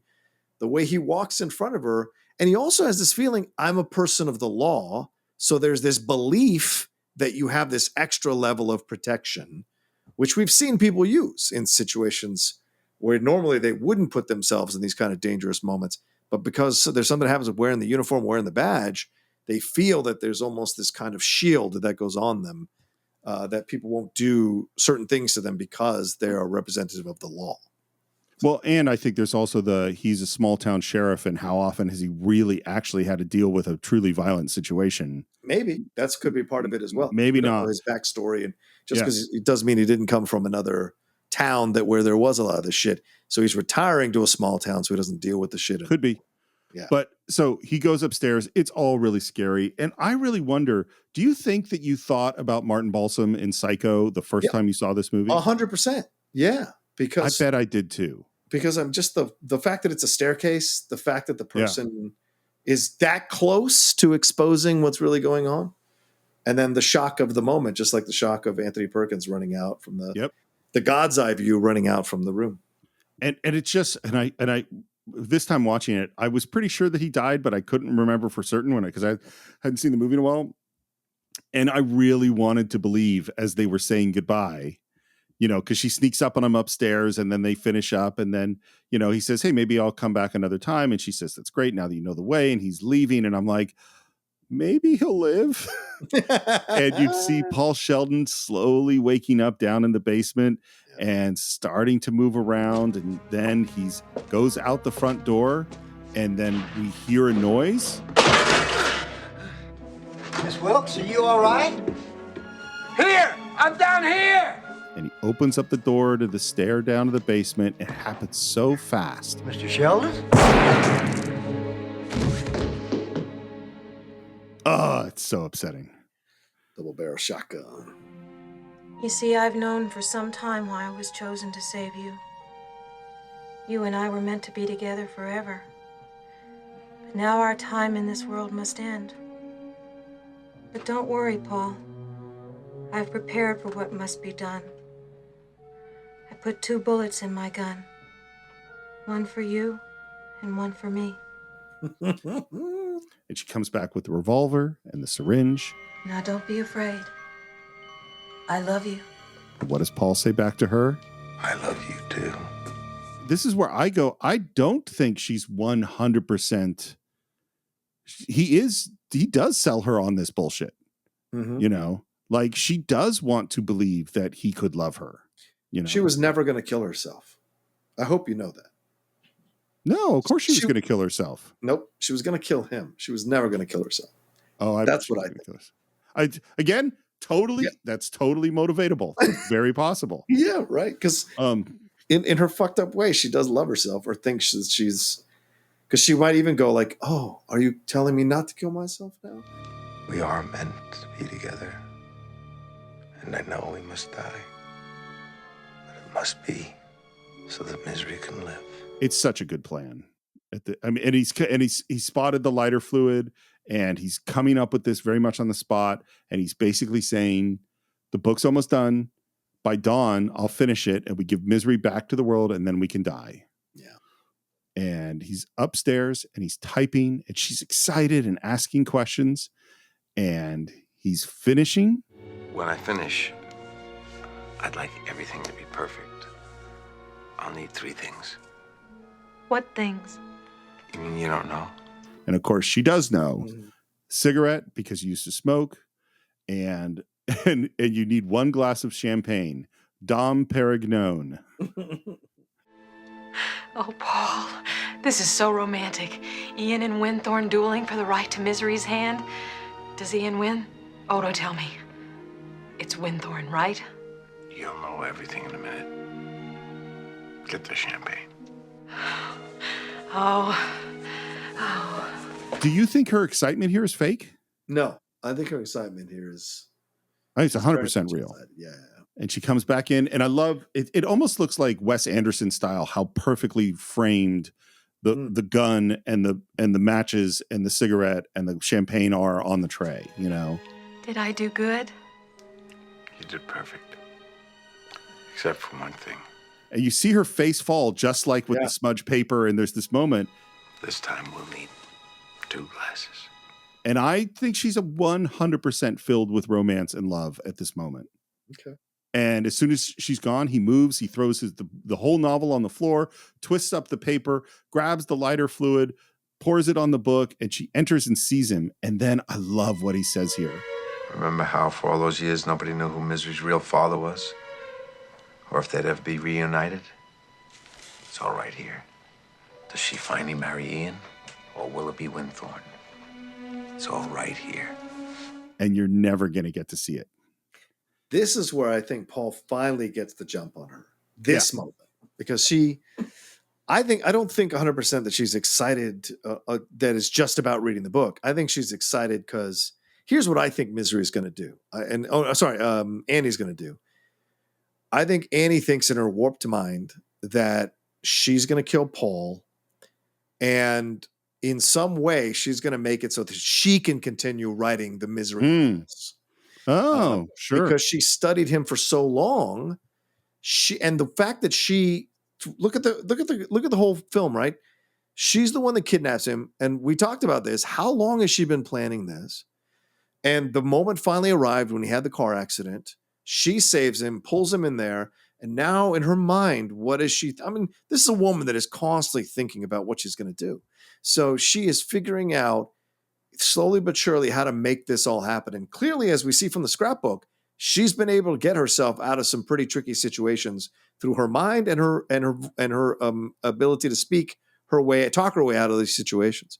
So I think through the whole movie, she's been setting this whole thing up to make him, in essence, so dependent on her, so that she can eventually put him in the situation where she's going to assure him that, we're both going to die together. And it'll be a legendary thing, because how else is the book going to get to where it's going to get to if someone doesn't stay Great alive? point. And so That's a great point. right? So if he's going to kill himself, she's going to talk him into the fact that she's going to kill him for posterity, whatever. And then in that moment, she's going to be like, boom, I'm going to bury him. Paul left me this letter saying that I should carry on. We've been friends for a long time. I will carry on the legacy of Miss. So in essence, her fandom co-opting his fame for herself so that she can be famous without doing the work. And most unstable fans of people are fans of them because they want to be them, but they don't want to do the work and they don't have the talent. So that Right. what's the shortest cut to get there? Somehow finding a way to assume their legacy or take over their legacy and achieving that. That's why a lot of people get mad at the young wives or the young husbands that come in right at the tail end of an older person's life, because they think they're just going in to take their legacy and make themselves important rather than actually doing the work themselves to make themselves important. Whether it's true or not, that's Right. where the anger comes from with people who have been fans of these people for such a long time towards those people that go in and essentially try to co-opt the legacy or take control of the legacy. So I think that's it's a lot of what Annie's plans are here. It's a really good point. And I do want to point out too that like these things of the champagne, the matches, the lighter fluid, the book. She had it already. Yeah. Well, and that's literally the first images of the movie is this Yes. cigarette and the match and the paper, and then him burning his own book. Like all these things are coming back again and again. I mean, they played shotgun at the beginning of the movie. She used a shotgun to kill the sheriff. Exactly. It's all tied together. Paul, you can't! Why not? I learned it from you. And lights the book on fire. And she dives to put out the fire, and he lifts up that typewriter and brings it down on her.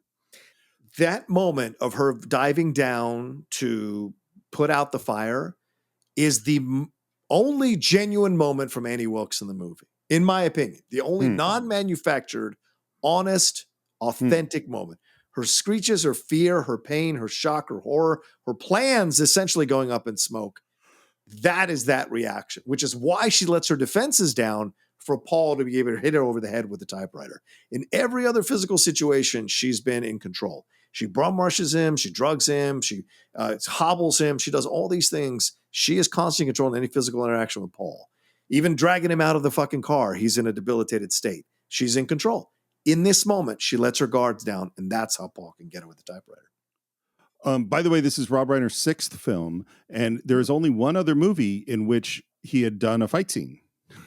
Princess Bride. Right? Princess Bride. Yeah. He doesn't do a lot of fight scenes. Yeah. Kathy Bates is a pacifist. This whole thing was really emotional for her. Oh, this was just hard for her to do.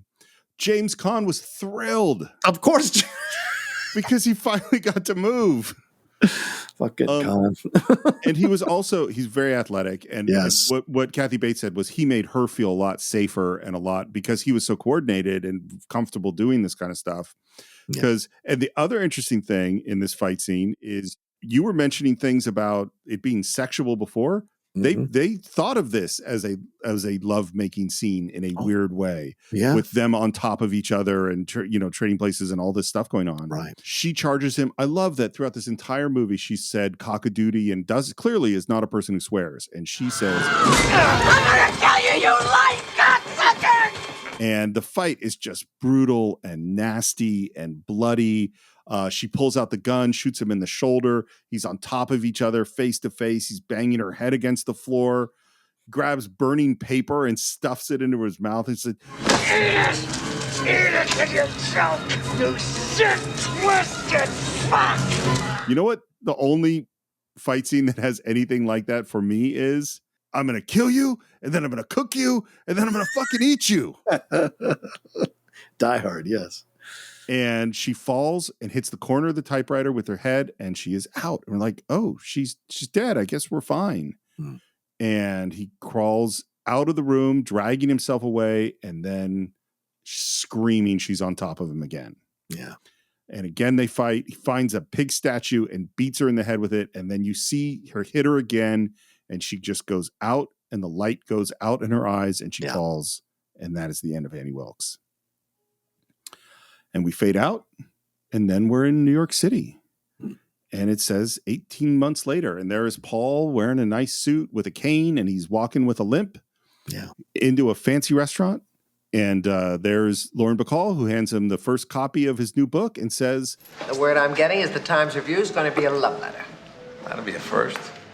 And my contacts at Time and Newsweek tell me they're both raves. And don't laugh, but for the first time, I think you've got a shot at some prizes. Great. and she's surprised that he's not more excited. Yeah. I'm delighted the critics are liking it, and I hope the people like it too. But I wrote it for me. One of the interesting things in the book is that Paul faked burning the Misery novel. Oh. And that is the book that he's publishing because he loves it. Oh, wow. Interesting. I don't think it's as powerful. I agree. Right? I agree. Yeah. Because what it's saying is like you wanted to get away from this thing and now you're just stuck in it, you know? Yeah. Like misery novels instead of, no, you literally destroyed misery, you know? Right. I don't think I'm completely nuts, but in some way, Annie Wilkes, that whole experience helped me. And then she asks him, basically says, look, I would get thrown out of the Editors Guild if I didn't ask you if you wanted to write some nonfiction on what happened to you. Gee, Marsh, if I'd have known you better, I think you were suggesting I dredge up the worst horror of my life just so we can make a few bucks. Now, which writers do sometimes, yeah. Sure, of course. Yeah. I mean, I'm sure it would sell millions of copies. You know? I'm sure it would too, yeah. I love the way they do this next moment, which is that he's talking about not getting over this thing. And he's talking to Marcia, but he is looking, as we hear really dissonant music, at a server coming into the restaurant, and it is Annie Wilkes. Yeah. And she's coming towards him, and as he's talking, she pulls out a knife. Even though I know she's dead, I still think about her once in a while. And then we cut back to who we thought was Annie Wilkes, and it's not. It's just a waitress, and she says, Excuse me, I don't mean to bother you, but are you Paul Sheldon? Yes. I just want to tell you I'm your #1 fan. And his reaction, isn't he? He's like, oh, that's nice, or something like that. Yeah. Yeah. And the song that comes up is Liberace, I'll Be Seeing You. Yeah. Which we heard earlier in the movie. How often does this happen to Paul Sheldon, that he sees Annie Wilkes? I think for the rest of his life. I think so too. Yeah, I mean Often. the hobbling and the cane, he will never forget her. She's always going to be a part, and I think he's right, which I think is the fantastic ending of this movie, which is why the movie works better if he did go write this other thing, because she had to put him through some shit because he was not appreciative of the fact that Misery, like Lauren Bacall tells him near the beginning of the movie in that flashback, put his kids through, put braces on their kid, bought him 2 houses. He hated her. Yeah. He had to learn how to appreciate her in order to be able to break the cycle of writing these things and move on to something else. So in a colossally fucked up way, the experience was essential to him being able to put her to bed, Misery, once and for all, and understand the effect that character had on people so that he could move on to something else with a little more grace and humility in his approach. And maybe that's why this book that he wrote is getting the rave reviews, because we don't know what that book he wrote that Annie burnt. We don't know what the response was going to be to that book. We never find out because he burnt it. This one, right, I imagine, is better because of that's the what I think. experience of Annie Wilkes. Yeah, I totally agree. You obviously will never see that other book, but I think this book, the implication is that it's a masterpiece. But I also think, that Paul Sheldon is never going to be the same. Obviously, I mean, I think Annie Wilkes is going to haunt him literally for the rest of his days. And it's really upset. It's a disturbing ending to a movie, even though he gets away, you know? Yeah. And ironically, it may be her over his shoulder for the rest of his life, forcing him to write better. Like he might hear her voice in his head for the rest. Continually going, he didn't get out of the cock-a-doodle car. It's terrible. Burn it. You can do better. Start over. So there was a lot of editing to get this thing just right.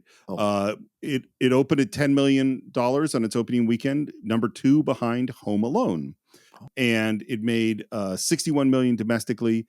Kathy Bates won the Oscar for Best Actress. My understanding, I think, is this is the only Stephen King novel ever to win an Oscar. Wow. I think. And I was doing a little research to check to see if that's true, but that is what I read. He puts this in it's one of his favorites of his books turned into movies. 2 of the other in the kind of top 3 are Shawshank and Stand By Me. I was looking at just sort of the, Rotten Tomatoes kind of stuff. It's not nearly as well reviewed as I think it should be. Mm-hmm. And it is ranked as the number 17, or she is ranked as number 17 on the scariest movie villains of all time. And that is everything I have on Misery. John, do you have final thoughts? Yeah, final thoughts of this. This is a fantastic film to go back and revisit if you just want a slice to remember what it was like to do horror in the 1990s and the approach that Rob Reiner took here, who is clearly a master filmmaker in terms of the fact that he has been successful in multiple genres.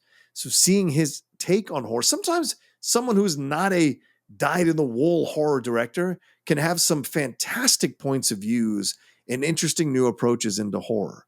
And I think this film certainly conveys that. And because Rob Reiner is very well aware of male-female relationships, if you remember when Harry Met Sally and The Princess Bride, that experience comes into play here in this male-female relationship between Paul and Annie, this codependent relationship that establishes between them in the most unsettling and scary circumstances brought on by Annie Wilkes.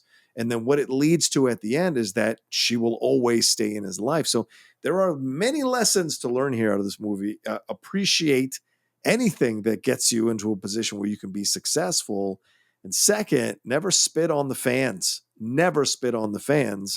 And the third thing is always follow your compass. Always follow your compass, your true north compass. You never know where it's going to lead you. And stay away from unsettling situations, for God's sake. So I think the film endures for so many reasons and deserves to, because of the writing, the directing, the acting, and the overall vibe of this film that is very difficult to do, consolidated into essentially one area for a majority of the film, but it works because of everybody involved bringing their A game. So yeah, it's one of the most unique horror films ever in the history of horror films.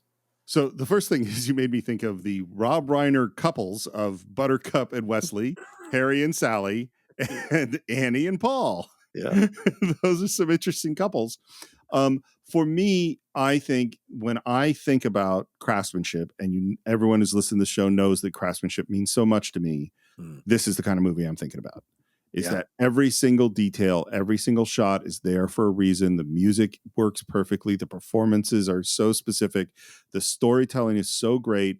James Caan's minimalism and everything that plays behind his eyes, all his thought process you go through, and the craziness of Annie Wilkes, who's really turned into an even more ambiguous character as we've discussed her, and what Kathy Bates does with that performance, that indelible performance, and the way that tension is created in this movie, where it's mostly a guy sitting in a bed or sitting at a typewriter, is absolutely amazing. It is a super, super tight, well done movie. And I will definitely watch this one many, many, many times before I'm done. So that's what we think of Misery. We'd love to hear what you think of it. Visit us on our Facebook page. You can search for the Cine-Files or Cine_Files on Twitter, Cine-Files Podcast on Instagram. And if you want to subscribe to the show and I don't understand why you haven't done it already, you should go to Apple Podcasts or Spotify or Overcast or YouTube and subscribe there. Please leave your reviews. They really do still help. We're doing so much more on patreon.com/thecine-files, as we mentioned at the top of the show. So please support us there. You can do it for as little, I think, as 99 cents or $1 a month. $1 a month, guys. Come on. I mean, that's not that much.